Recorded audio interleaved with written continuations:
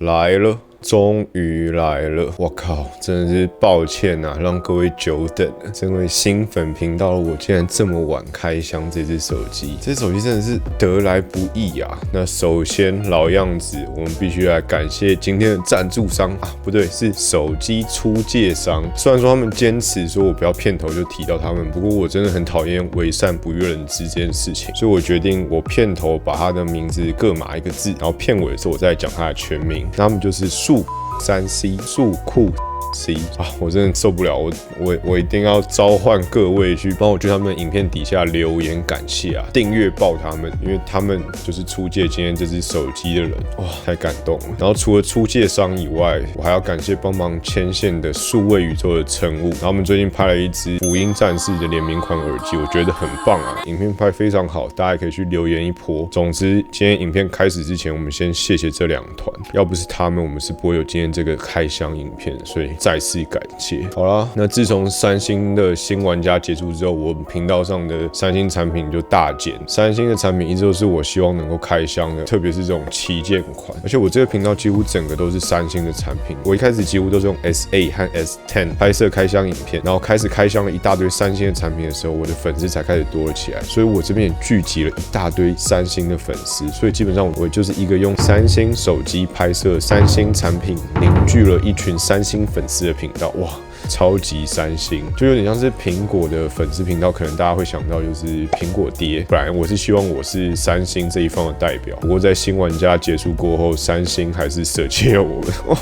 真的是很对不起大家。不过我频道之后还是会介绍他们的产品啊，只要他们够吸引我，像今天这个 Note 20 Ultra， 有没有 Note 20 Ultra？ 好了，那这只手机的开价还是很屌，还是定在43900元。哇，真他妈敢开这个价格，它最好要是一只很棒的手机，最好要是比我现在正在用的 S20 Ultra 好才行。那总之，这部影片将会是你能找到最真实的开箱影片。那我们就开始吧。这次他们手机的颜色会有3种颜色，分别是新换黑、新换白和新雾金。那我们今天要开箱这款就是新雾金的颜色。那黑和白色的话会比较偏向镜面玻璃，新雾金就是用磨砂玻璃，所以这蛮有趣的。首先盒装基本上就没有什么太特别，一样就是直接一支笔，有点像时钟剑的感觉。我们就来吧。哇，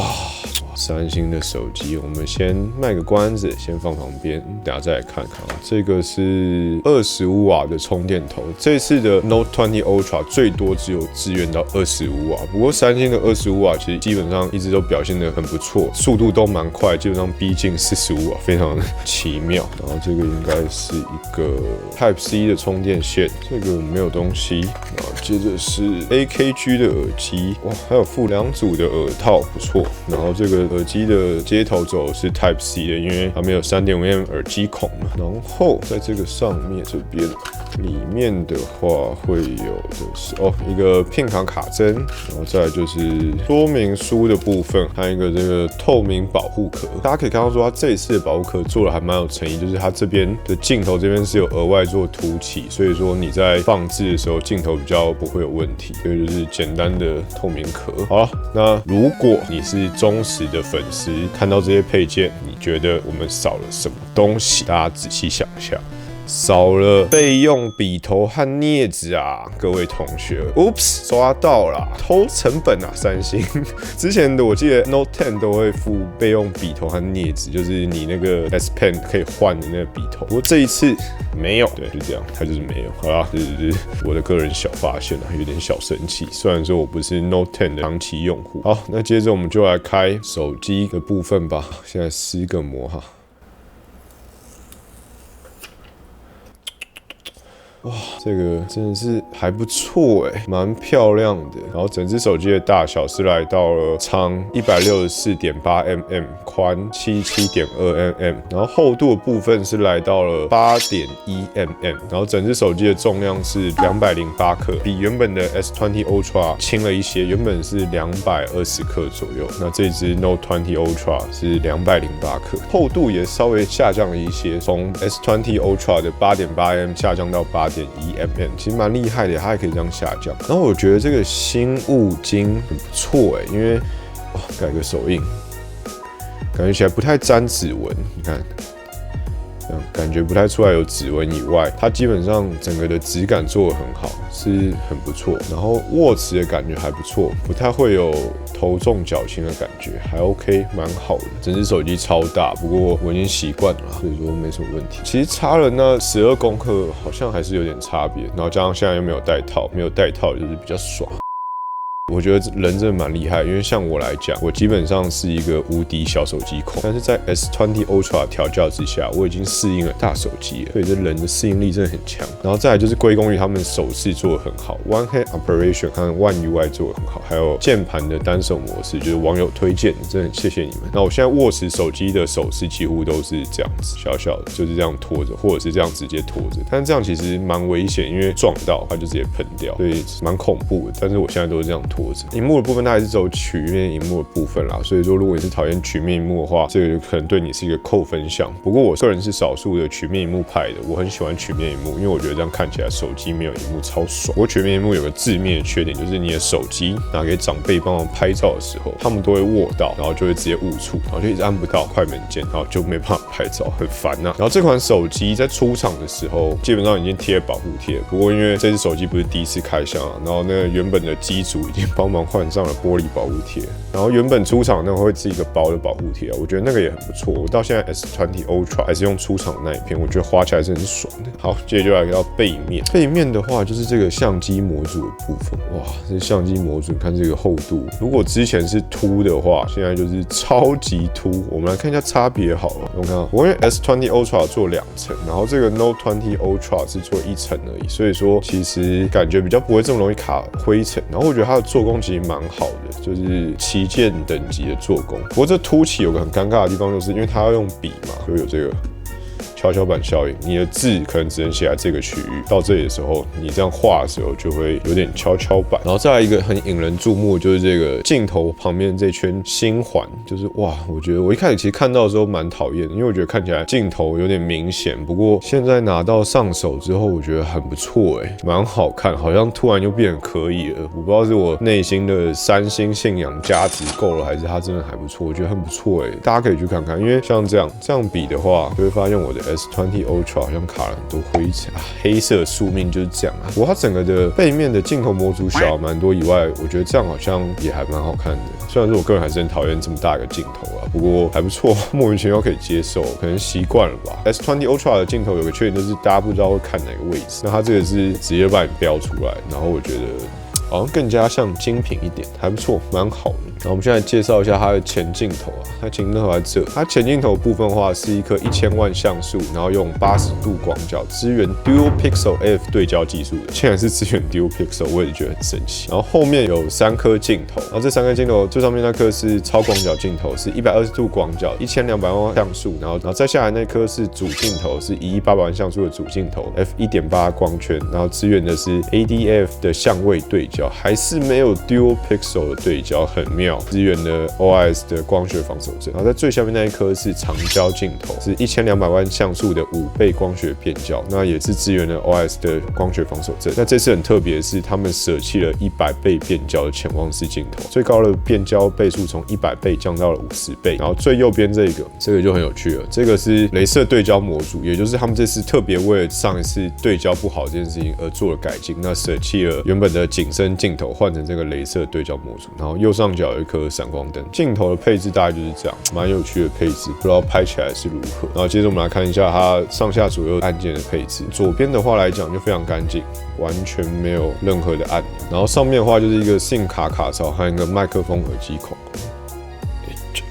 一样是一个3选2的卡槽，然后这次很特别的是，它有支援5G 加4G 的双卡双待，这蛮特别的我是在网络上看到，大家如果特别会用到这功能的话，自己再上网去 check 一下，我觉得蛮有趣的。第一次看到5G 加4G 的，然后支援的记忆卡最多可以到1TB，所以还不错。然后这边就是一个麦克风孔，然后这边想提一下，看这个有没有强迫症发作，有没有看到不对称，它还是偏了下面一点点，我觉得可能是工业设计的关系吧。强强迫症人这点可以注意一下，还是没有对称。然后右边的话就干净很多，它就是一个电源键，然后一个音量键。整体来讲，按键会稍微有一点松弛，不过我个人没有很 care 这个。然后再来是底部的部分，一个麦克风孔，一个 Type C 的充电孔，然后喇叭换位置 ，S20 Ultra 是在右手边，然后 Note 20 Ultra 是来到左手边 ，S Pen 也换位置，换到了左手边。以右手用户来讲，我觉得很不错，很顺啊，很爽。右撇子终于拿回了主导权啊！虽然说我之前拍滑鼠的时候，好像很多左撇子在我的频道上，不过不管，我是右手的，很爽。它这样拿顺畅很多啊。然后这个底部喇叭有点尴尬的是，它这个位置的话，其实你这样拿着，有没有看到挡住了？它会直接挡住你喇叭的输出，所以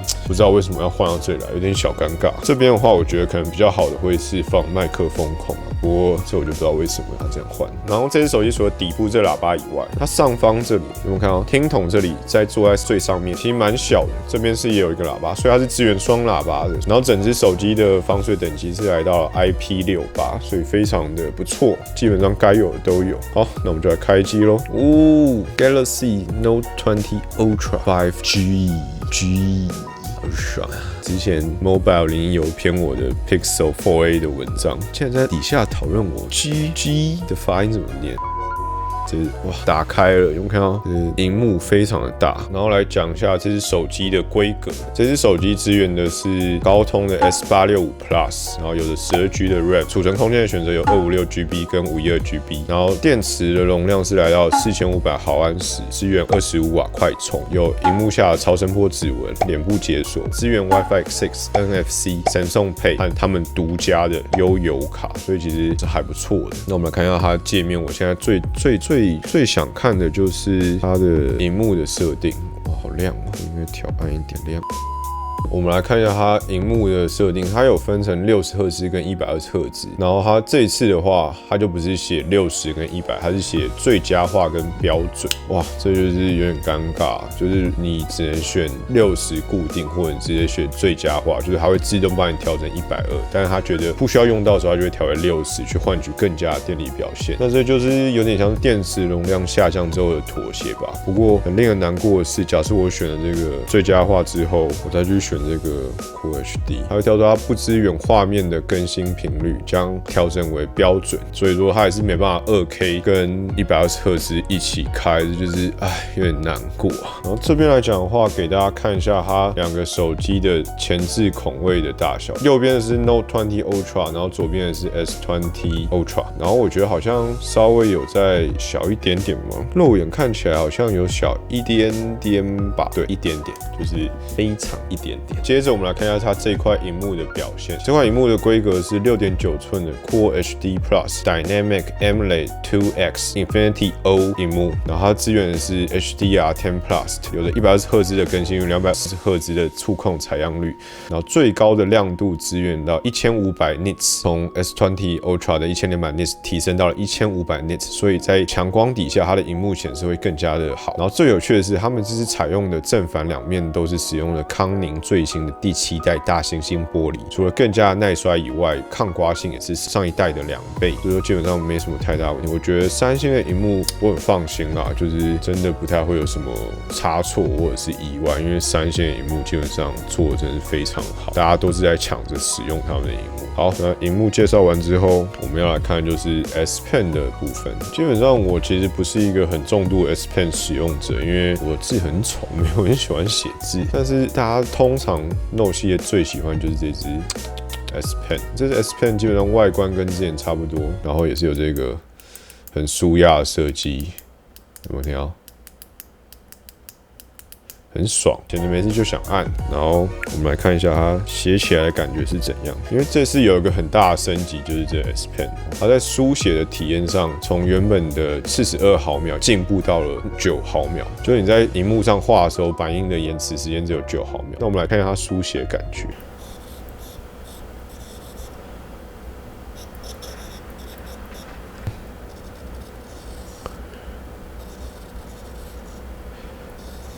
哇，会有那个纸的声音哎，很爽哎，基本上蛮好玩的。但是它书写还有它的问题就是，如果你是放在桌上写，有没有？它就是会有这个后置镜头这个问题，哇，这镜头还是很美啊，还是不错。不过就是它没办法很平整在桌面上书写，这个是比较可惜的一点。然后它这次还有一些很好玩的功能，像是它这支 S Pen 也支援了更多的哈利波特手势。You're a wizard, Harry. 就是他们的远端3.0整新真的5种，所以最常用到就是应该是让照片可以这样左回右回，然后 N 字形，有没有看到？还有截图了，反正是各式各样哈利波特的手势啊，我觉得这构想蛮有趣的。然后除此之外，它的 S Pen 也是有字迹转移，就是声音好爽好放。我如果把它这样框起来，有没有看到？它这边就帮我转成好放，就是它可以帮你字转成这个文字版，然后它也支援了你一边书写的时候一边录音，所以如果你在记笔记的时候，老师在讲什么，你也可以听得到，我觉得还蛮不错的。不过 S Pen 的话，我还是希望可以看到更多更神奇的应用，毕竟这是他们的灵魂系列。那像是之前我记得也有听过最扯的传闻，是说会放镜头在上面啊，这种很浮夸的。那这一代的话，我觉得它是把规格推向更好，然后书写体验更加进步。但是就是我会期望看到更多更新的应用了。好啦，那接着来到就是大家最重头戏的相机实测啦。那这边除了一般的相机评测以外，我也会实测之前 S20 Ultra 有问题，像自动对焦啊、竞拍会差、2到4倍的长焦表现。然后接着我会再讲一下我的使用心得。首先是我们自动对焦部分，基本上自动对焦问题在 S20 Ultra 的后期更新就已经有了大幅度的进步。那现在 Note 20 Ultra 在有了新的雷射对焦模组情况之下，它的对焦速度基本上已经没有什么问题了，这个真的必须给推，因为它就是看到问题，然后解决它，下一代更新这样子。因此，不论是你在拍照的对焦速度啊，或者是你在录影模式底下的对焦速度，基本上目前的 Note 20 Ultra 都是没什么太大问题，这点还不错。然后接着就是我们之前遇到的竞拍会差的部分，就是你在拍近照的时候，你会觉得，这怎么好像有点糊糊的，边角很模糊这样子。那我们就先回到我们熟悉的键盘。那很不幸的是，这一次 Note 20 Ultra 它的会差问题还是存在，这是真的蛮可惜的。就是你看它这边边的这个 U 的字，基本上整个就是往右散，好像左边有人在对它吹气一样。那这时候台湾人我知道大家都会呛说，干不爽，你来做做看啊，你这么会讲。刚刚好我的手上有一个也是大感光元件的手机，那基本上他们就搞出一个竞拍模式，那这张照片就是那个竞拍模式拍出来的，厉害了吧？那人家是怎么做到？他就是用广角镜头做到的。所以基本上如果你有广角镜头的话，应该是可以用超广角去解决这竞拍问题，所以是有办法的。然后这支手机我之后也会开箱，所以底下留言也可以猜猜看这支是哪一支手机，我觉得还蛮不错的，蛮厉害。然后这边再提及一下，三星有提供的2倍数位变焦去降低会差这个解法。我个人觉得这个状况是有好一点，但是你看别人的那一张，就是你的2倍还是输啦，基本上就是还是不太行。然后在这种会差模式的情况下，你知道你的人生会有什么样的变化吗？就是你永远没办法帮同事买午餐，因为你拍不了菜单，你的菜单会长像这样子。那你同学就说：“这到底是什么鬼东西？你的手机不是44000吗？怎么会拍不了菜单？尴尬。”所以假设你看他如果在看到这菜单，他说：“今晚我想来点绿咖喱，但是你其实看不出来说这个到底是绿咖喱还是红咖喱，超级模糊的，就很尴尬哦。然后接着是之前的2到4倍长焦镜头的测试，因为 S20 Ultra 仗着它有1.800万画素的主镜头，所以它就是2到4倍是直接用数位裁切去解决。那其实这个我真的没办法妥协，因为我在拍美食的时候很常用到，我根本就不 care 你最高是50倍还是100倍，但是2到4倍，之前我 S10 在用的时候。超级常用到。那我必须说，这一代的 Note 20 Ultra 的2到4倍真的是做的不错，还蛮好的。你从这1倍，然后2倍，你看这个感觉，然后再看4倍，你看它那个基本上整个画面的锐利度和纯净感是有出来的，然后再来是5倍。那我觉得很怪，为什么我的 S20 Ultra 在这个情况是没办法拍到这种干净的？硬体基本上都是一样的，我不知道为什么会没办法。于是我就稍微看了一下它的潜望式镜头是在几倍才会启动。那在这个就是照月历的这个场景之下，它按照10倍它才会去启动它的潜望式镜头，我就觉得超怪。然后在同场加映，因为我之前开箱过 Pixel 4a 嘛，我觉得 Gcam 很猛。那我三星的这个 S20 Ultra 我其实自己也有装 Gcam， 那这个效果其实也是比三星内建的相机来的好，所以说这真的是软体的问题。那我也希望 S20 Ultra 的软体更新赶快更新上去，毕竟硬体跟 Note 基本上是差不多的。我是蛮期待之后更新之后也会有相同的表现。然后至于呢100倍和50倍给你们一个参考的感觉，这就是拍出来的样子。我是觉得 Note 20 Ultra 虽然说只有到50倍，但是它50倍表现也是比较好。那至于 S20 Ultra 有到100倍的话，这其实你也不会用，因为那边就算是有一个真没脱光那边跳舞，你也是看不出他在干嘛，因为就是糊成一坨，没办法看，基本上就是一个噱头。然后风景照的部分的话，老样子，三星的调教就真的还是蛮好的。虽然很多人说晴天无烂机，但是这个色调真的蛮喜欢的，就直接拍完就上社群媒体，也不用修图。那广角镜的成像也是很不错，基本上调教的色调和感觉都跟主镜头是很逼近。我说这个是目前最强的广角镜，应该是没什么问题。美食的照片的话，基本上在三星 AI 的调教之下，我觉得它把色调又拉得蛮诱人的。不过这种美食其实就是会有刚刚会差的问题，就是近拍你会有感光圈底太大的问题。虽然说照片的景深部分很自然，不过有时候你就会觉得太多了，你会很想调小光圈，但是偏偏双光圈这个东西已经被拿掉了，就会觉得有点难过。然后再来我想讲的一点是，这次的演算法调色有点不一样了。你看这个披萨的样张，就是两者的色调不太一样，基本上那个感觉是不太相同。然后在这一张室内的样张就更加明显。那我发现他们调的有个地方是之前我提 S20 Ultra 有提到一个问题，就是它黑色感觉过重，这次好像修正掉了。你看它这两张感觉起来 Note 20 Ultra 的黑色就不会有那种黑过头的感觉，然后我觉得它的整体的画面也比较趋向真实。那值得一提的是 Note 他们这次并没有真的把 HDR 开得太过头，你看这个样张上面天空的部分，基本上他们就没有强制的把蓝天压出来。你看 S20 Ultra 还是有把天空硬是压成蓝色，那这个 Note 就比较没有这样子。不过重口味的黑色被拿掉之后，基本上你在拍一些比较注重细节和立体感的照片的时候，就会觉得好像没有这么的到位了，因为就是人就是很难伺候，你要它好又不能太重这样子。不过我觉得这次黑色的调教拿掉，我觉得还是不错的。那此外，我觉得他们这次除了黑色比较没有这么重以外，它在锐利度的呈现方面好像也没有像之前把锐利度拉得太高的这个状况在。那整体的调教，我觉得方向比较偏向真实一点的。那虽然说这张我是比较喜欢 S20 Ultra， 不过 Note 的这张表现我觉得还算 OK。然后再来就是夜晚拍照的模式，基本上三星就是夜视镜嘛，这应该是没什么太大的问题。那不过有一点可以值得一提的是，假设你有开 AI 情况下，照片都会直接是用夜拍模式去进行的，所以说你要把 AI 关掉，你才会取得一张没有夜景模式的照片。那这点我个人是觉得有点烦，因为我个人有时候不太希望就是黑夜这么像白天那样子。不过整体来讲，它夜景模式的降噪都很不错，那画面也都很干净，没什么噪点这样，所以基本上就是跟之前维持的一样，表现很好，夜拍没什么好担心。好，然后接着是充电测试的部分。那这部分的话，我是把